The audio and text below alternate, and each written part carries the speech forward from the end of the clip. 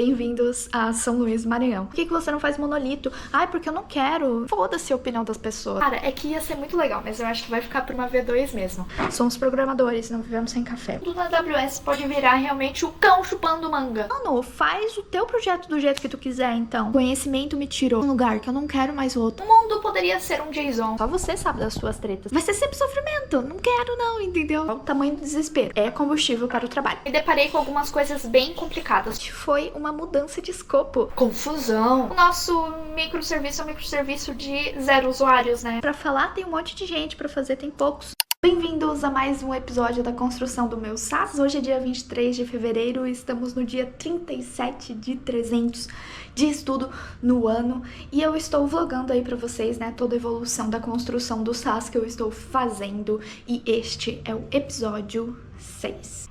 No episódio passado, eu fiz vlogs pra vocês, né, mostrando as coisas que eu estava estudando ali diariamente, principalmente porque eu tava vivendo no caos da mudança. E nesse episódio eu já vou mostrar pra vocês como é que foi essa semana aí de estudos e de evolução com SaaS, mas diretamente de um novo cenário, olha só, que não é tão caótico. Bem-vindos a São Luís, Maranhão.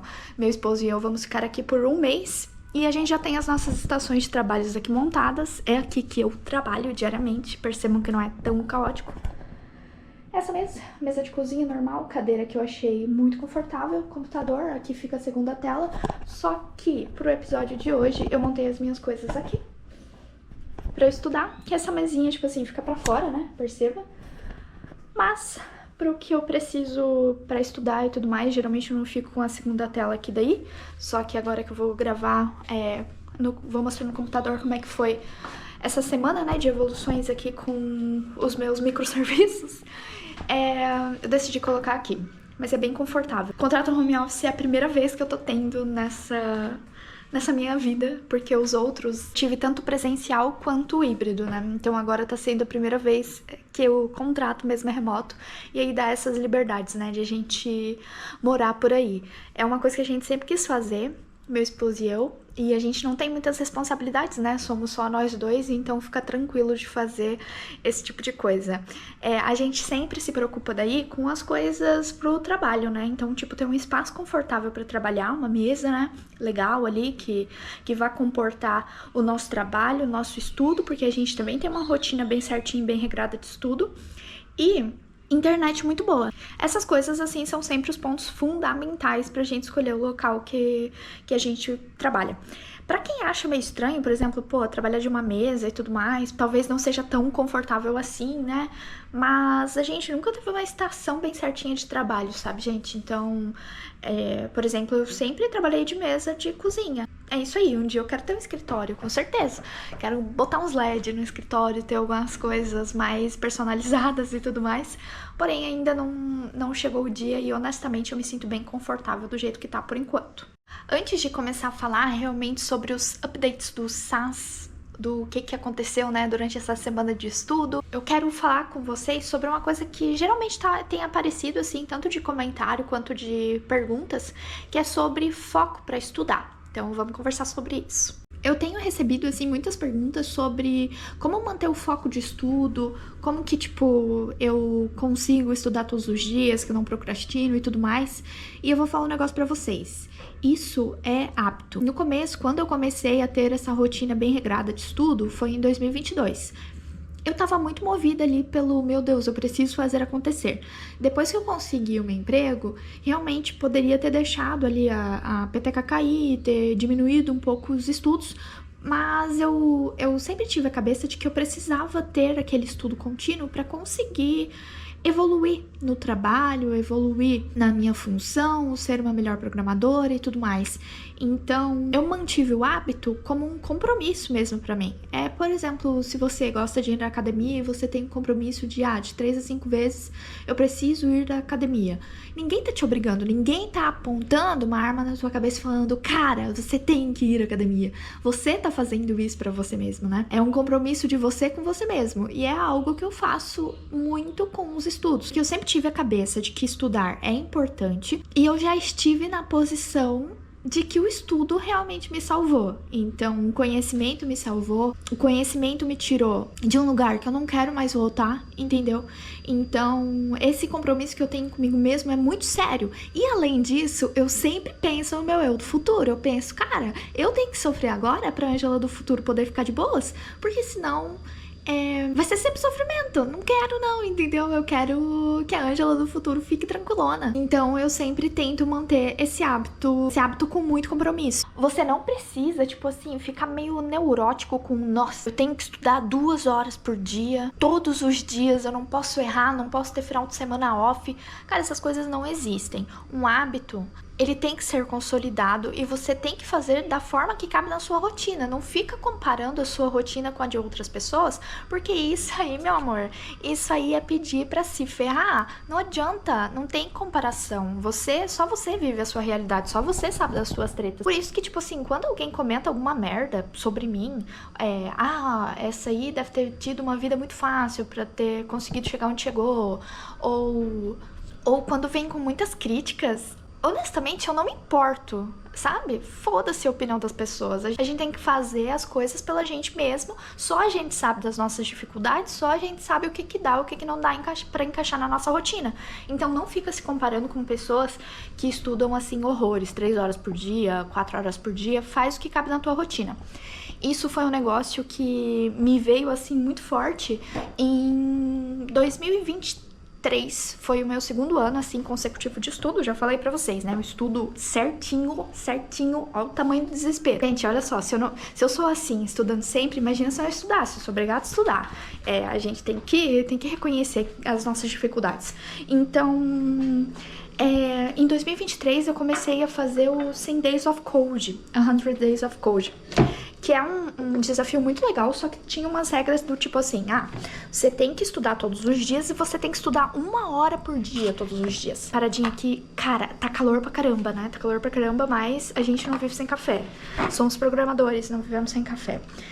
Café preto, forte, melitinha, melita, graças a Deus. Seguimos com melita aqui no Maranhão. Tá caro o café, né? Deus que me guarde, mas beleza. É combustível para o trabalho. Então, continuando. O que eu tava falando? Em 2023 eu comecei a ter a dinâmica do 100 dias de código. Então o meu objetivo era fazer 100 dias de estudo diário por 1 hora por dia. Cara, eu saí ontem, olha só. Me queimei pra caramba turistando aí por São Luís. Mas enfim, comecei com esse objetivo, né? 100 dias consecutivos, 1 hora por dia. Acho que foi na primeira semana já não deu certo 1 hora por dia, porque nessa época eu já tava trabalhando, né? Eu tava trabalhando como desenvolvedora e era 8 horas e 45 minutos por dia. Então eu tinha que começar muito cedo, porque logo depois do trabalho eu tinha que dar a noite inteira de aula. Então eu saía de casa às 6h30 da manhã e eu chegava depois em casa umas 11 e pouco. E aí, mano, eu tava esgotada. E eu não tinha como estudar 1 hora por dia nesse dia. Poderia ter feito alguma coisa no almoço, alguma coisa do tipo. Cara, até poderia, mas eu não aguentava, entendeu? Eu não aguentei. Então o que eu fazia? Eu estudava o tanto que dava. Às vezes eu estudava meia hora, teve dia que eu estudei 20 minutos, mas é só pra manter o hábito. Então se eu tivesse me apegado com esse detalhe de que, eu tinha que estudar 1 hora inteira, eu não teria feito os 100 dias de código e, consequentemente, eu não teria evoluído tanto no hábito e nos estudos, porque naquele ano o meu objetivo era colocar em produção, né, o meu portfólio. Foi a primeira vez que eu coloquei um projeto meu pessoal, né, em produção, mas foi bem simples. Eu usei o OnRender pra isso. É bem tranquilo, tá? Nada de grandes coisas, porque já dá tudo que a gente precisa, né, pra colocar as coisas em produção. Mas foi baita desafiador, porque eu tive integração com o banco de dados e tudo mais, então foi bem divertido, bem legal. E se eu tivesse me apegado nos detalhes, cara, para de se apegar nos detalhes, porque a gente tem que adaptar conforme a nossa vida. A gente falando o português bem real, que se exploda aí, né, que se foda quem fala diferente, quem fica te criticando, quem fica dizendo que, não, mas o desafio é desse jeito e vive numa caixinha ali, tanto faz. A gente adapta conforme a gente quiser e conforme a gente acha que faz sentido. Leva isso pra tua vida, porque isso faz com que as coisas sejam mais flexíveis e que caibam na sua realidade. Isso que importa. Vamos falar sobre updates do SAS agora, né? Então, gente, como que foi essa semana, né? Eu vou mostrar aqui pra vocês, mas basicamente a gente teve alguns assuntos, assim, bem importantes.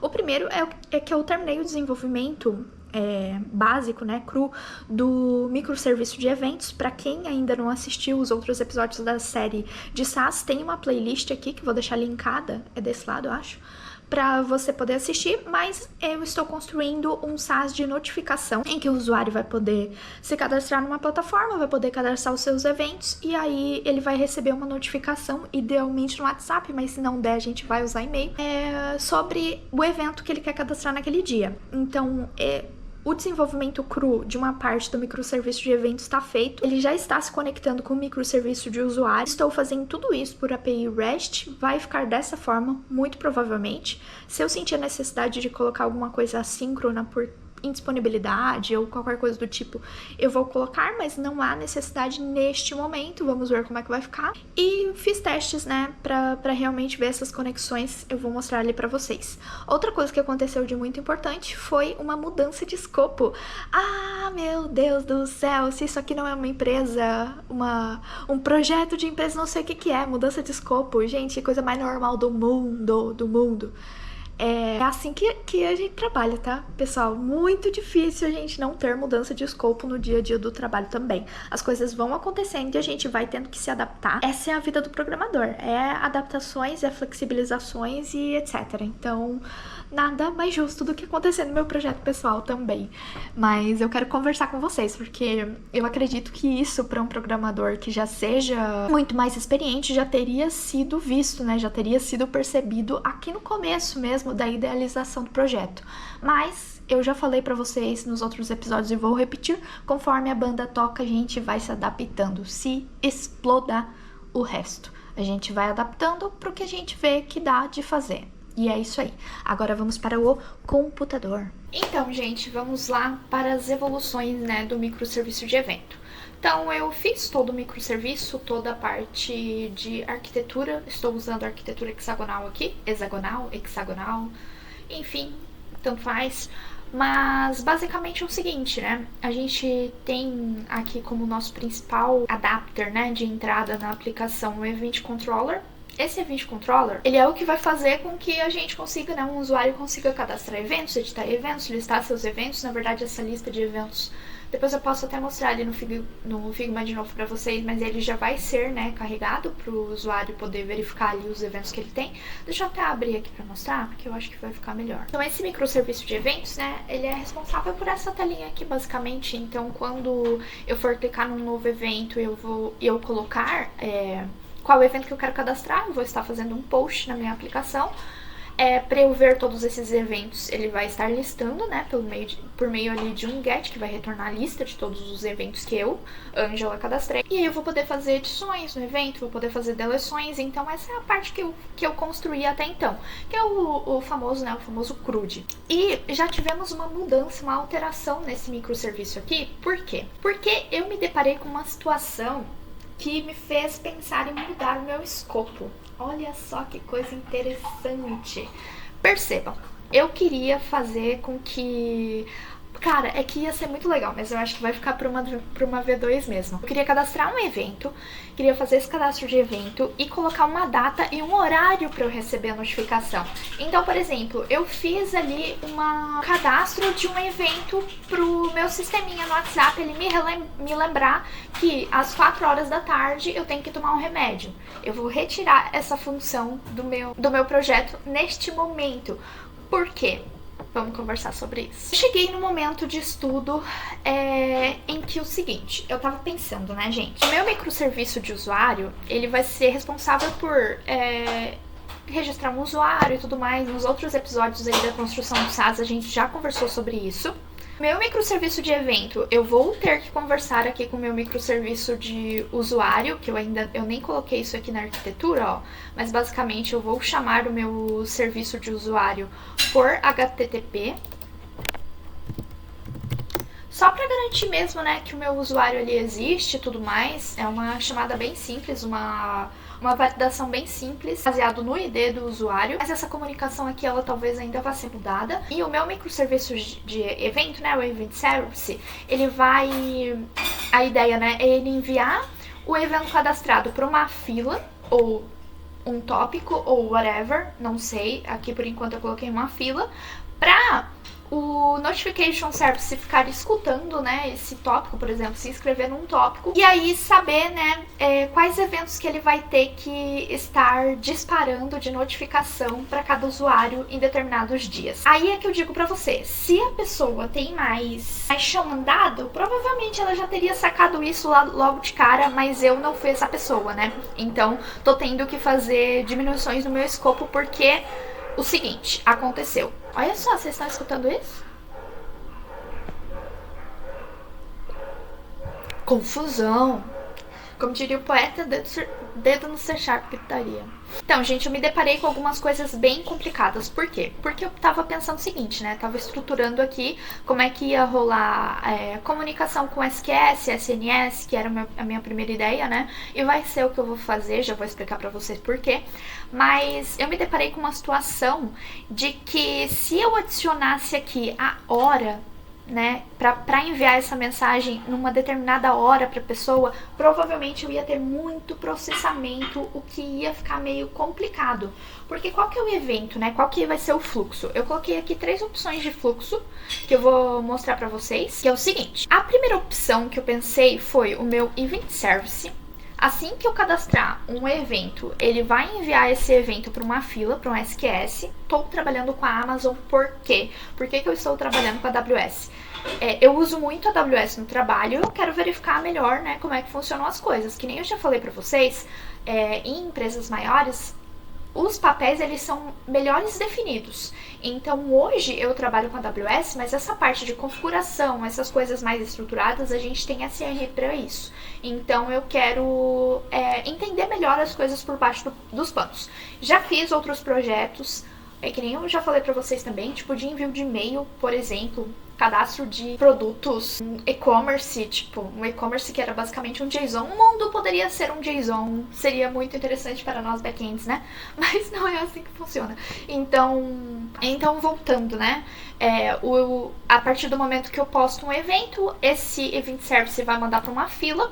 Aí o que acontece? Vou ter cadastrado na AWS um Event Bridge. Esse Event Bridge, ele é usado, né, para disparar um gatilho para minha AWS Lambda. Essa AWS Lambda é uma função que a gente pode pedir algumas coisas ali para ela, né? Por exemplo, cara, eu preciso que você verifique uma fila e faça um filtro e mande esse resultado de eventos ou whatever, né, do que tiver nessa fila para uma segunda fila, ou enviar por uma chamada HTTP para um outro microserviço, ou whatever. A gente tem muitas possibilidades com a AWS Lambda.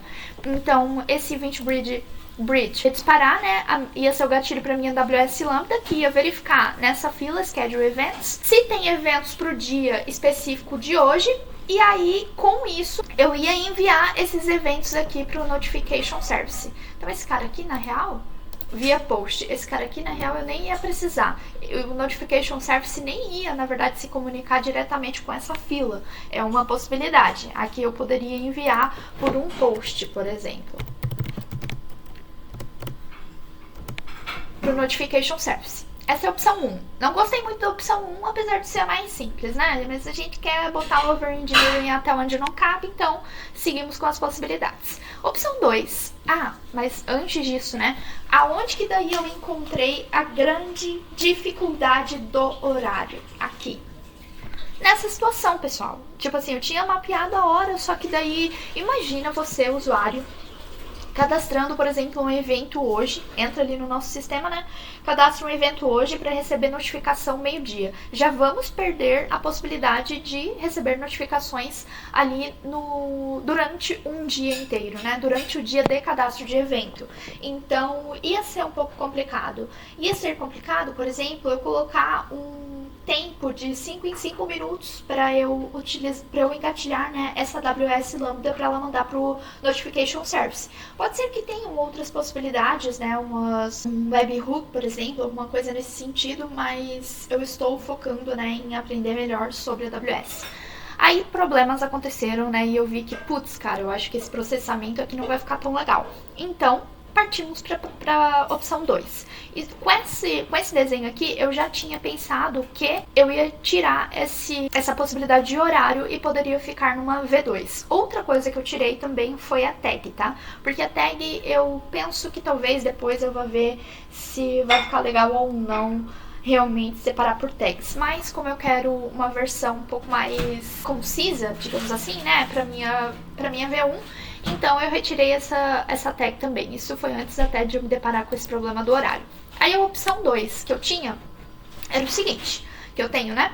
O Event Service, ele recebe um cadastro de serviço, ele vai mandar para uma SQS, tá? O Event Bridge, ele vai estar engatilhando a minha lambda uma vez por dia, então essa lambda ela vai ler dessa fila Pending Events quais os eventos que foram cadastrados e fazer um filtro para verificar o que está cadastrado para enviar no dia depois, né? Tipo, todo dia meia-noite vai rodar e aí se tiver algum evento para eu enviar notificação no dia posterior, em D mais 1, daí a AWS vai pegar esses eventos e vai jogar para uma outra fila, SQS também, tá? É tudo da AWS. Como que tem um nome, né, Schedule Events aqui. Aí o meu Notification Service vai ler ali nessa fila, né, quais são os eventos que ele vai ter que enviar. Essa era uma opção que eu achei legal, mas eu vou para a terceira opção, que é com SNS e Dead Kill Ladder, não, né, Dead Ladder Kill. E como é que vai funcionar esse fluxo aqui? É bem parecido com este que eu mostrei aqui pra vocês, mas tem algumas outras coisas aqui que eu acho que vai ser mais interessante de estudar neste momento. Talvez nos próximos microserviços, daí, quando eu for usar alguma coisa de comunicação assim, assíncrona, eu vá mudando, né, para eu explorar mais conceitos, para eu estudar mais coisas. Esse aqui eu acho que já vai ser complicado o suficiente. Mas, vamos lá. Eu vou ter um microserviço de evento enviando os eventos cadastrados para o Pending Events, que é uma fila na AWS, um SQS, e a gente vai ter a mesma coisa, o mesmo esquema. O Event Bridge vai disparar a nossa AWS Lambda uma vez por dia, meia-noite, idealmente. Vamos ver como é que vai ser isso. Para ler esses eventos aqui no Pending Events. E aí ele vai fazer um filtro, vai verificar o que tem para enviar de notificação no outro dia, vai mandar para um SNS, um tópico. Tópicos são diferentes de fila, já vamos conversar sobre isso, que vai ser chamado de Schedule Events.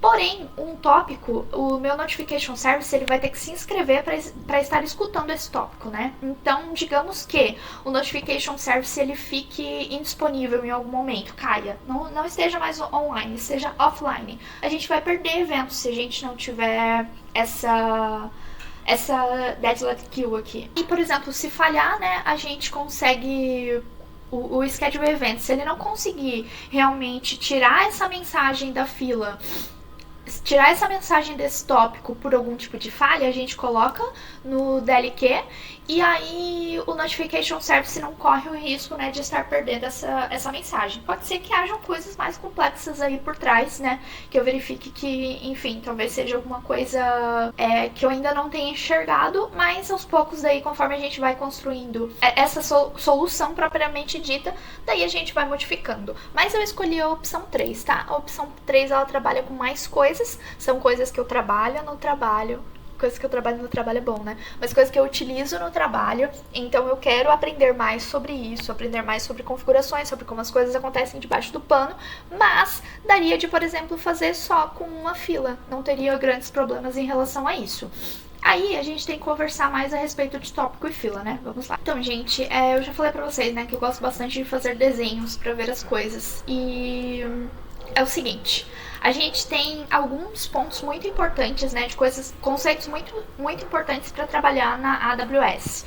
Então, o primeiro conceito que a gente vai conversar aqui é a respeito do SQS, que são filas, basicamente. Como é que funciona uma fila?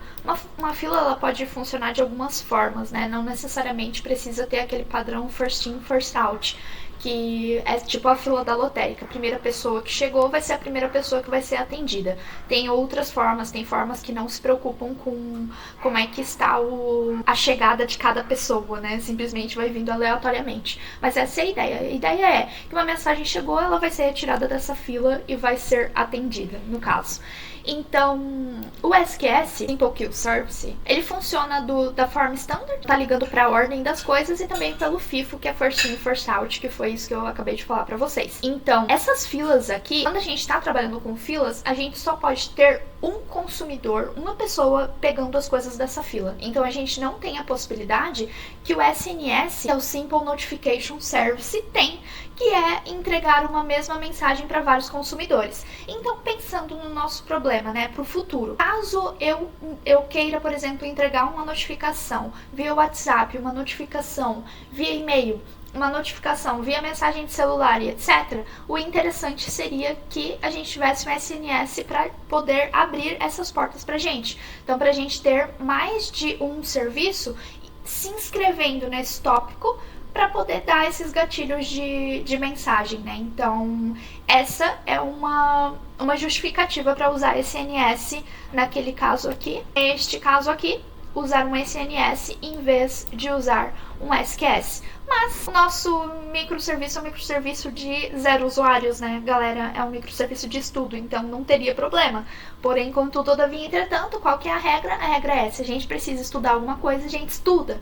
E não tem como ficar deixando para estudar só coisa no trabalho. A gente não é maluco. A gente é precavido. Somos trabalhadores precavidos. Então, a gente estuda as coisas antes de dar merda. Qual que é a ideia, né? O SNS, ele permite aí que a gente tenha mais serviços se inscrevendo para receber as nossas mensagens. Ele funciona como aquele Publish Subscription. Então, haverá uma publicação de uma mensagem e aí quem estiver com assinatura nesse tópico vai receber as mensagens que a gente publicou. Aí outros problemas, né? Um problema, por exemplo, que justifica a criação da nossa DLQ, né, da nossa Dead Letter Queue. É o seguinte, quando a gente está trabalhando com fila, a gente não corre o risco de perder as mensagens, porque essas mensagens elas só vão sair da nossa fila a partir do momento que alguém receber essas mensagens. Então, se o Notification Service, por exemplo, cair, se a gente tiver ele caído offline, acabou o Notification Service, morreu,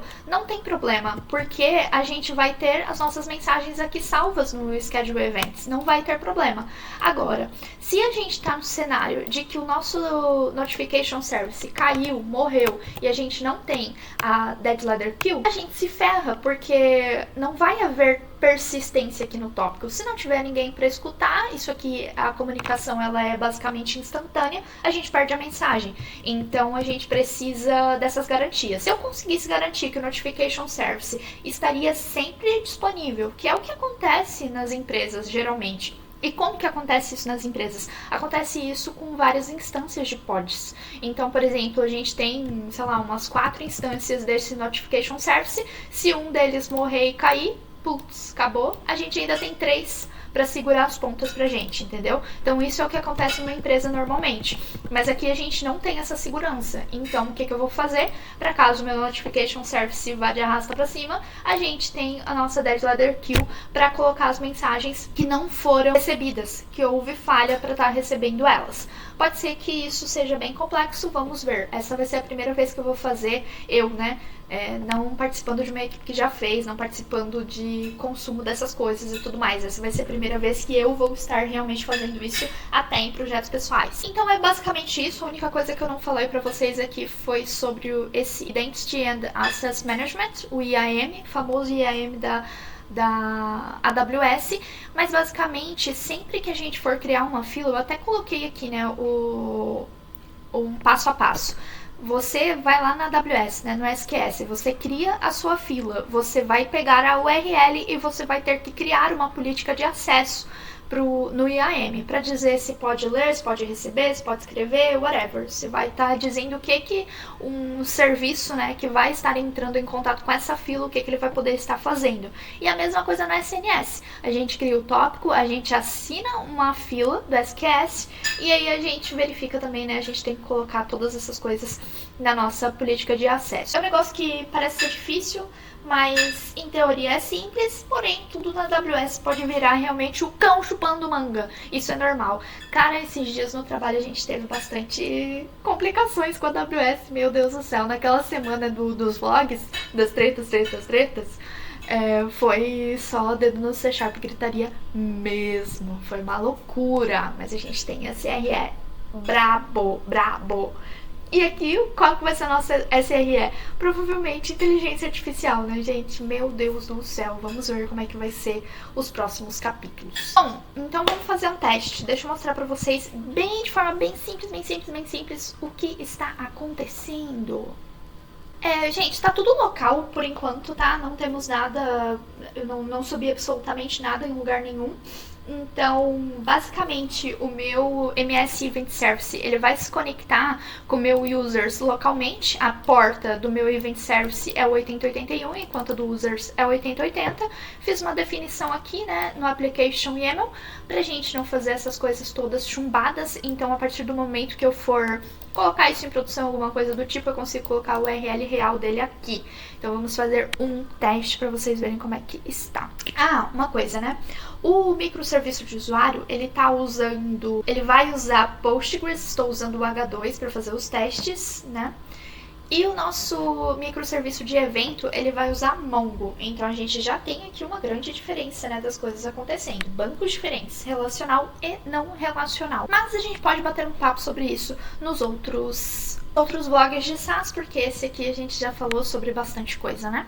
Então, bora ver teste. Gente, pra quem não conhece, né, como é que funciona aí os testes que a gente pode fazer, você pode usar plataformas ali que simplificam isso, pra gente não ter que fazer, por exemplo, por um curl da vida. Então, eu tô usando o Insomnia, tem o Postman também, mas eu gosto mais do Insomnia, não sei, eu acho ele, sei lá, mais bonito de trabalhar. Eu tô com o User Service de pé na porta 8080, estou com o Event Service de pé também na porta 8081 e vamos testar este negócio. A primeira coisa que eu vou fazer vai ser enviar um post para eu criar um usuário. Como eu tô com o H2, toda vez que eu desligo ali a aplicação, ele limpa as coisas. Percebam que tem bastante coisa ainda que eu preciso melhorar ali no User Service, né? Principalmente em criptografia, autorização, esse tipo de coisa, mas isso aí vai virar um próximo capítulo.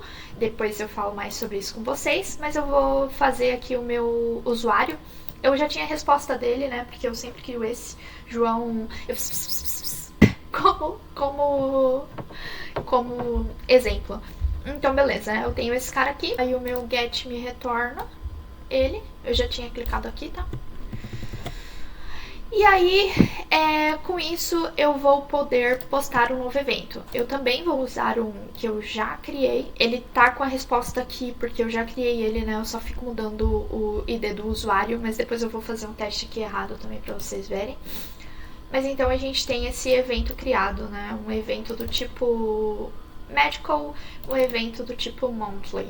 Tem algumas outras coisas que eu preciso melhorar, né? Por exemplo, colocar uma descrição e tudo mais do que é esse evento, para não ficar viajando, mas isso tem a ver com algumas mudanças de escopo que eu estava pensando, mas eu vou estar utilizando isso, essa alteração, né? Durante essa semana aí eu já vou mudar algumas coisas enquanto eu estiver já criando as coisas da AWS. Aí, beleza, né? O evento foi criado, aí só pra eu mostrar pra vocês aqui, eu vou colocar o ID do usuário.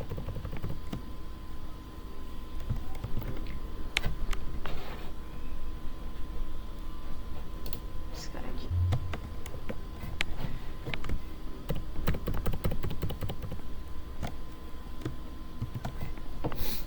E vou dar um send. Beleza, eu encontrei. Por quê? Porque eu passei o evento correto, né? E o usuário correto. Então a gente já tem essas verificações. Se, por exemplo, eu passar um usuário errado, vou passar, sei lá, A6, A5, vou passar S1, S2. Um usuário que não existe,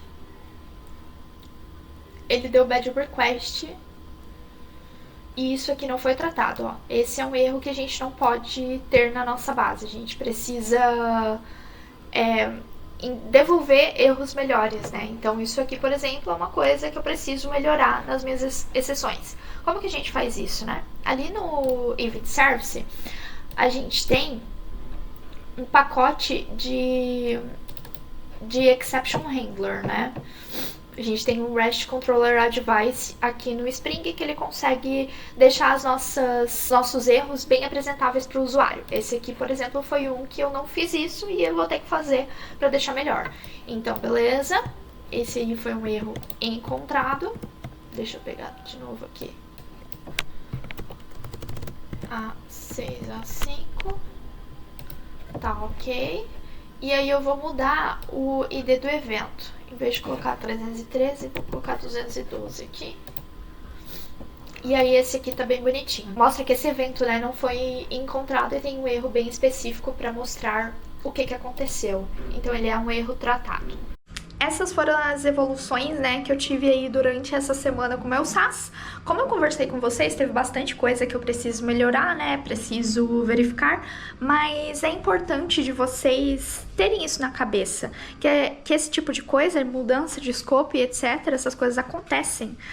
É normal, isso acontece em empresa, como é que não vai acontecer no nosso projeto pessoal? Impossível, impossível. Só se for muito simples e for projetos assim que a gente já fez várias vezes. Então, existe esse tipo de situação de projeto assim que é muito simples, no começo principalmente, né, que eu fazia só monolito. Depois de um tempo, cara, eu já tava com aquilo como se fosse a palma da minha mão, então eu conseguia antecipar muitas coisas. E esse é o nosso objetivo como programador. A gente não quer simplesmente ser digitador de código, a gente precisa querer antecipar problemas, a gente precisa ser bons mesmo em resolver problemas, independente da tecnologia. Não tô falando que o certo é ter esse tipo de over-engineering, mas que nem eu já falei pra vocês, essa é a realidade do que eu trabalho, então é importante eu aprender mais sobre essas coisas que são mais complexas, que são muitas vezes desnecessárias para muitos contextos de trabalho, mas hoje eu trabalho num lugar que isso é regra. Então eu preciso aprender sobre isso e eu quero ter uma cabeça boa para essas coisas, sabe? Para daqui a uns anos, inclusive, eu conseguir antecipar quando realmente vai ser necessário ou não ter soluções mais robustas. Essas coisas a gente só sabe, só vai aprender passando por muita situação. Então, a situação que eu tô passando aqui, ela é muito controlada, né? Porque é só um projeto de estudo. Mas é assim que a gente vai aprendendo, é assim que a gente vai evoluindo. Com as coisas que eu estou fazendo no meu projeto, eu já consigo ter uma visão diferente das coisas que eu tô trabalhando, sabe? Eu já consigo entender um pouco melhor porque eu tô pegando mais coisas de configurações que às vezes não tem tanto, então tá sendo muito legal. Então, galera, não fica se apegando com o que os outros estão falando, não. Ai, meu Deus, mas não precisava. Por que você não faz monolito? Até hoje todo vídeo é a mesma história. Por que você não faz monolito? Ai, porque eu não quero. Então responda isso também pra você, pro seu projeto, sabe? Se alguém ficar enchendo teu saco porque tu tá fazendo muita coisa, fala, mano, faz o teu projeto do jeito que tu quiser, então. Deixa que o meu eu faço do jeito que eu quero, para de se apegar. Então é isso, sabe? Pra falar tem um monte de gente, pra fazer tem poucos, e nós somos pessoas que fazemos do jeito que a gente quiser, entendeu? Que se exploda os outros. É isso. Se você gostou, por favor, não esqueça de dar o seu like. Se você não é inscrito no canal, se inscreva no canal. E se você não gostou, tchau. Valeu, galera.